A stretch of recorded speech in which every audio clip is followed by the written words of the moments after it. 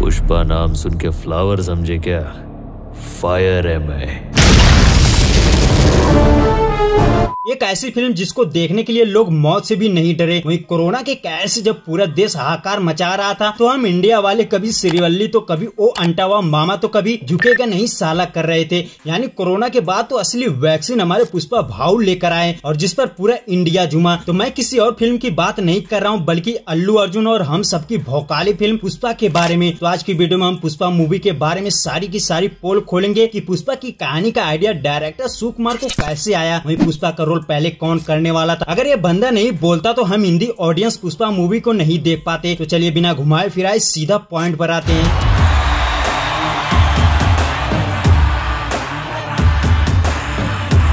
Director सुकुमार को Pushpa movie को बनाने का आइडिया आज से 6 साल पहले आया था। ये उन दिनों की बात है जब डायरेक्टर सुकुमार रामचरण की रंगासलम को बनाए थे। उसमें भी रामचरण वाला रोल कुछ पुष्पा भाऊ जैसा ही था। रंगासलम की कहानी पूरा गांव पर ही आधारित थी और लोगों ने इस फिल्म को खूब पसंद किया। तो डायरेक्टर सुकुमार एक दिन एक दुकान पर बैठकर चाय पी रहे थे तो पेपर पढ़ते समय उनको एक आर्टिकल दिखा जिसमें लिखा था कि आंध्र प्रदेश के चित्तूर जिले के एरिया में चंदन की लकड़ी की तस्करी करते एक गिरोह पकड़ा गया है। हालांकि आंध्र प्रदेश के शेषाचलम के जंगल में जो चंदन की लकड़ी पाई जाती है ऐसा कहीं नहीं पाया जाता। पूरी धरती पे ये पेड़ सिर्फ शेषाचलम के जंगलों में पाए जाते हैं।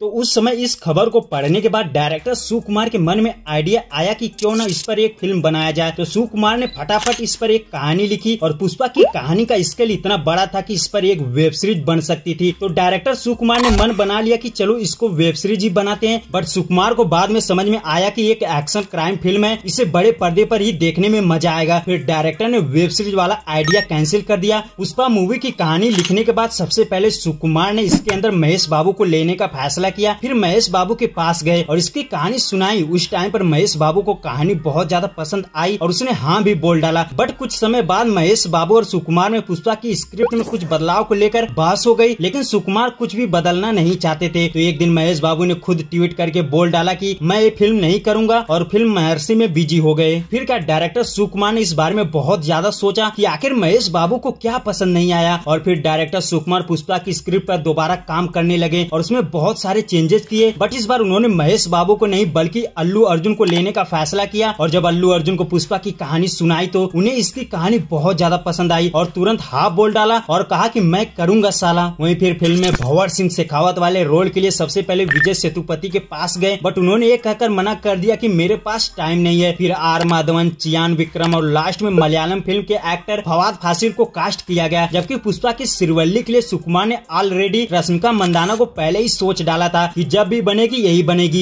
एक्चुअली जब सुकुमार पुष्पा की शूटिंग कर रहे थे तो उन्होंने पुष्पा को सिर्फ तेलुगु में ही बनाने का सोचा। बट जब ये बात डायरेक्टर यशस राजामौली को पता चली तो वो खुद उनके पास गए और बोला कि ये फिल्म बहुत बड़ी है, इसे पैन इंडिया पर बनाओ, क्योंकि अल्लू अर्जुन की हिंदी ऑडियंस में भी फैन फॉलोइंग बहुत ज्यादा है और लोगों को खूब पसंद आएगी। फिर सुकुमार ने इसे पैन इंडिया बनाने की सोचा। इस तरह अल्लू अर्जुन को उनकी फर्स्ट पैन इंडिया फिल्म मिली। बट मिली तो पुष्पा बनना अल्लू अर्जुन के लिए आसान नहीं था। अल्लू अर्जुन को पुष्पा के किरदार में आने में बहुत ज्यादा समय लगता था, पूरे 2 घंटे। एक्चुअली शूटिंग से पहले उनका प्रॉपर मेकअप किया जाता था और मेकअप आर्टिस्ट को बॉलीवुड से बुलाया गया था। और जबकि अल्लू अर्जुन रियल में उतने काले नहीं हैं जितना पुष्पा में दिखाया गया था। एक्चुअली डायरेक्टर सुकुमार को यह अच्छी तरह से पता था कि गांव के लोग कैसे रहते हैं और कैसे दिखते हैं, क्योंकि सुकुमार का बचपन ज्यादातर गाँव में ही बीता था। इसलिए वह अल्लू अर्जुन ही नहीं बल्कि रश्मिका मंदाना के चेहरे को भी काला करवाते थे, इसलिए हमें श्रीवल्ली थोड़ा काला दिखी थी। वहीं अल्लू अर्जुन का स्वैग स्टाइल जो लोगों को खूब पसंद आया था उसे डायरेक्टर सुकुमार ने ही सोचा था। उन्होंने एक इंटरव्यू में बताया था कि मेरे गांव में एक आदमी रहता था जो अपना एक कंधा ऊपर करके चला करता था और वो चीज मेरे दिमाग में क्लिक कर गई थी, जिसको मैंने पुष्पा के अंदर ट्राई किया। बट अल्लू अर्जुन को एक कंधा ऊपर करके चलने में बहुत ज्यादा दिक्कत होती थी, क्योंकि उनके कंधे पर उन्हें बहुत बार चोट लगी थी और उसकी सर्जरी भी करा रखी थी। इसके लिए तो अल्लू अर्जुन को सैल्यूट तो बनता है बॉस। वहीं अल्लू अर्जुन ने एक इंटरव्यू में बताया था कि जंगल में करीब हमारे पास 400 से 500 कारें थी,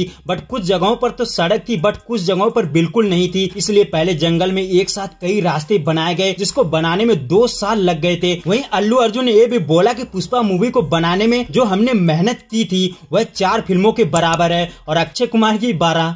हम मालूम है तेरे बाप को मत सिखा।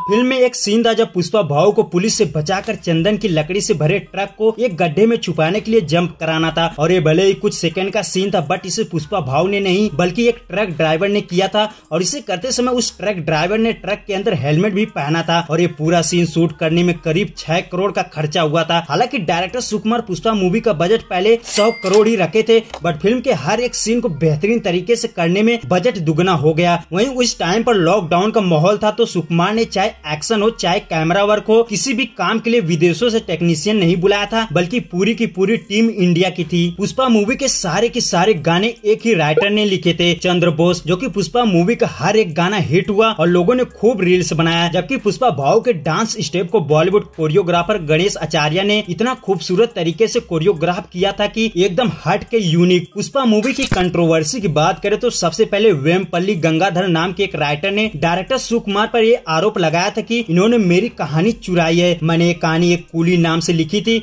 और ये वहीं से चुराई गई है। और ये मामला आंध्र प्रदेश कोर्ट तक चला गया था, बट बाद में आसानी से सुलझा लिया गया। वहीं दूसरी कंट्रोवर्सी की बात करें तो फिल्म में एक समानता का गाना रखा गया था, वो अंटावा मामा वाला। अब इस गाने को भी लेकर कंप्लेन किया गया था कि इसके लिरिक्स वल्गर हैं, इसमें आदमियों को नीच की तरह बताया गया है। बट ये भी मामला किसी न किसी तरह सॉर्ट आउट कर लिया गया था। हालांकि अब पुष्पा शांत बैठने वाला नहीं, वह एक बार फिर तबाही मचाने के लिए तैयार है, क्योंकि इस बार बजट लगभग 500 करोड़ रखा गया है। अब इतना हैवी बजट तो सिर्फ वीएफएक्स वाली फिल्मों में होता है, तो देखते हैं आखिर 500 करोड़ी पुष्पा 2 कैसी निकलती है। फिलहाल इसका टीजर अल्लू अर्जुन के बर्थडे के दिन 8 अप्रैल के दिन आएगा, तो तैयार रहिए, इस बार बॉक्स ऑफिस फटने वाला है। सो वेल, पुष्पा 2 आपके हिसाब से कितना कमा सकती है, कमेंट करके जरूर बताएं।